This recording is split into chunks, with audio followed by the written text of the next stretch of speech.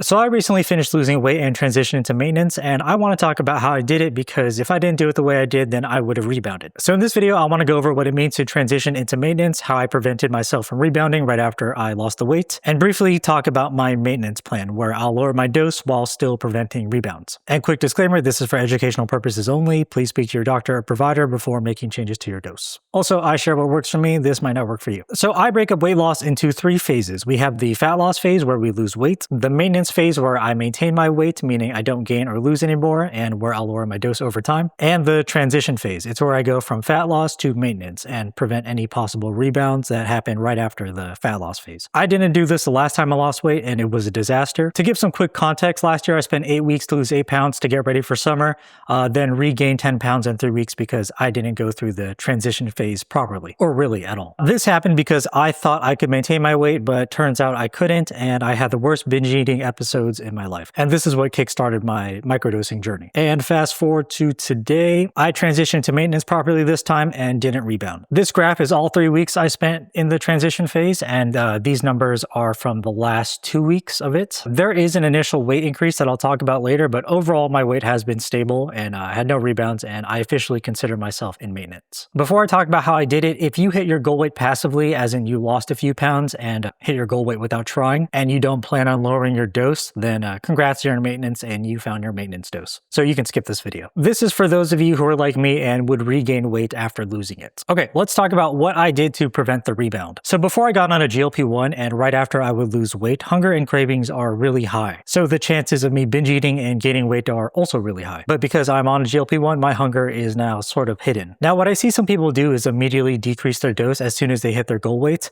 I didn't do that because I know hunger is waiting for me. And this is why I kept my dose exactly the same and didn't lower it. My last dose when losing weight was 0.75 milligrams tirzepatide, and during my whole 3-week transition phase, it was the same dose. So the first thing I did to prevent the rebound was keep my dose exactly the same. I would only consider lowering it if I had a hard time eating and or I'm dealing with side effects I can't tolerate, but even then there are ways to deal with eating on a low appetite and deal with side effects that don't involve lowering my dose. And in my graph right over here, you can see that my dose is slightly lower, and it's because I went from taking my shot every 5 days back to every 7 days. So that lowered the GLP-1 in my system a tad bit. This was a mistake, by the way. I shouldn't have done this because it made managing hunger harder. I should have made the changes later, but thankfully it worked out. Okay, the next thing I did was go from a calorie deficit into my new maintenance calories. Maintenance calories means the amount of calories I need to not lose or gain any weight. Why I say new maintenance calories is because maintenance can change. I lost 26 pounds and I'm a smaller person now, so I don't need as many calories to maintain my weight. Like, I generally need less food now to maintain my weight compared to before I lost it. Also, I don't count calories, but I do track and measure my food in a different way, which is sort of like counting calories. Instead of using calories as the term, you can think of it as me going from eating less food to eating a bit more food just so I can stop losing weight. Going from a calorie deficit to my new maintenance calories is the only major change I made during the transition process, not including taking my shot every week because, again, it was a mistake and made things harder.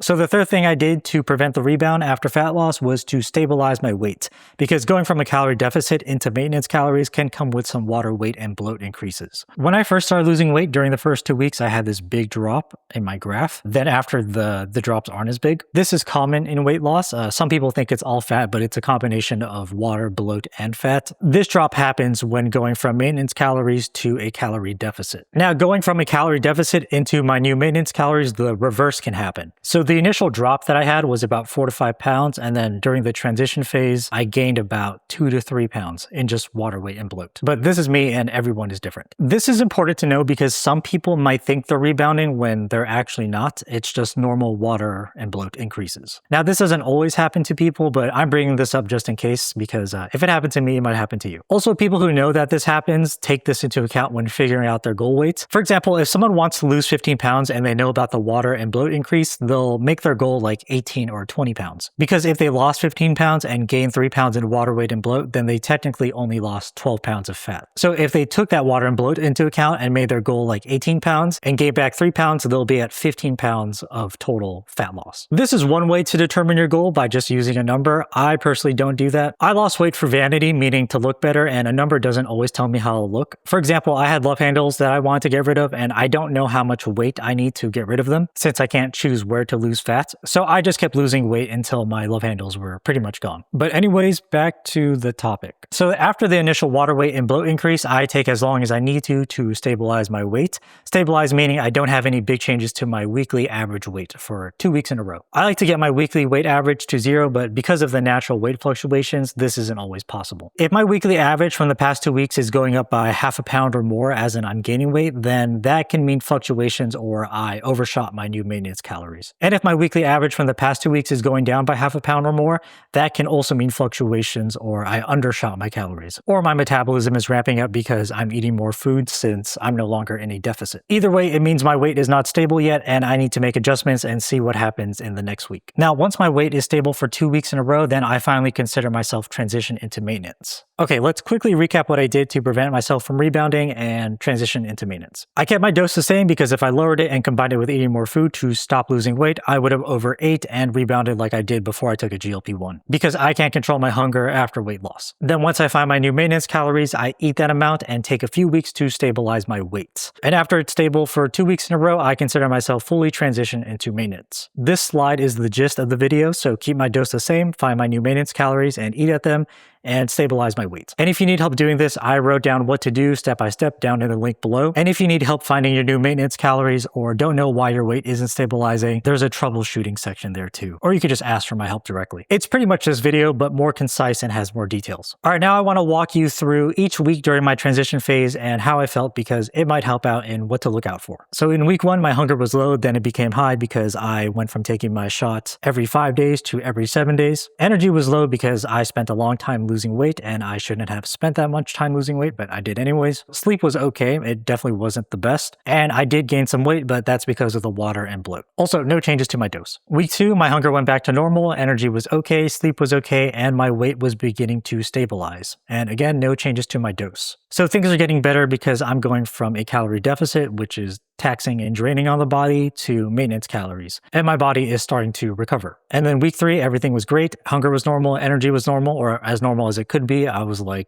I don't know, 80% good, I guess. Sleep was getting way better. I was getting 7 to 8 hours straight. My weight was finally stabilizing. I was losing about 0.1 pounds per week as my weekly average, and still no changes to my dose. Also, by week 2 and 3, I experienced more low appetite days because I'm just eating more calories in general. This can be an issue because if I don't keep up my calories, I'm going to lose weight. So I need to eat more calorie-rich foods and drink more liquid calories to make sure my weight stabilizes. So that was my experience going through the transition phase. Let's talk about what is next. I'm currently going through the maintenance phase where the goal is to find my maintenance dose and maintain my weight, so still preventing rebounds, but this time with less GLP-1. I define the maintenance dose as the lowest dose that helps me manage my hunger and cravings, which then helps me maintain my weight. I don't necessarily need to lower my dose. I think the dose I transitioned with, which was my fat loss dose, could also be my maintenance dose. And if you like your dose and you can maintain your weight with it, then you can just stick with it. But for some people who want to take less GLP-1 like me or want to attempt to stop microdosing completely, there are some benefits to taking less GLP-1, and I'll go over a few of them. The first benefit is to save some money. For me, the less GLP-1 I take, the more I save. Like, let's say it takes me 1 month to finish my vial, but now since I take less GLP-1, let's say half, my vial now lasts me 2 months. That's a rough example. There are other factors I'm not including. Now, I know this doesn't apply to everyone. Like, I have a client who pays $50 per shot, so she doesn't save money by taking less. But she could save money, though, if she takes her shot less frequently, which is the next benefit. After I find my maintenance dose, I want to see how far I can spread out my shots. For most of my weight loss, I took my shot every 5 days. Now I take it every week. Eventually, I want to try every 8 days and then every 9 and then 10 and so on. I heard some people can take their shot every 2 weeks, which sounds kind of nice, but we'll see how I respond. But taking less shots for me is a benefit, and it's great because I don't like giving myself my shot. And also, if I spread it out more, it means spending less money. Okay, one of the last benefits is not being dose dependent, and I'll explain what that means. So the reason why I microdose is to help me manage my hunger and cravings, but I also have other ways to manage the hunger and cravings that don't rely on my GLP-1. And I call them hunger management methods. I use them more when my shot wears off at the end of the week and when hunger comes back. Now, relying only on these methods requires too much effort for me, and I don't want to do that, so my GLP-1 helps take away some of that effort. But taking less GLP-1 to not be as dependent on it has some uses in specific situations. For example, let's say I'm going on a 3-week vacation and I don't want to or can't bring my GLP-1. If I take my shot before the trip, it will only help help me for like a week before I lose the appetite suppression that I want. So for 2 or more weeks, I have to rely only on my hunger management methods as much as possible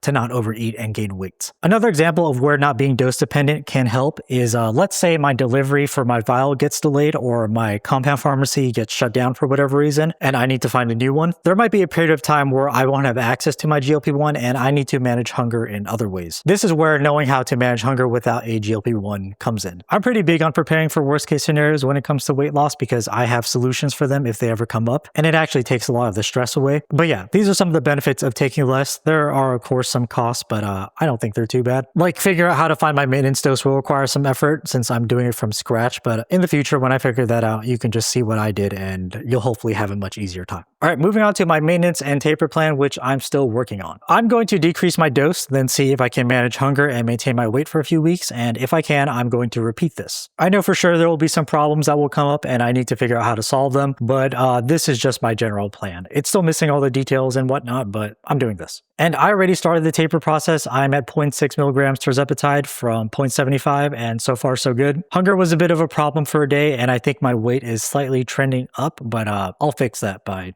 next week. All right, that's the video. This was a long one. If you need help with your transition phase or want to know my maintenance plan in the future, you can check the link below. Thanks for watching. Bye.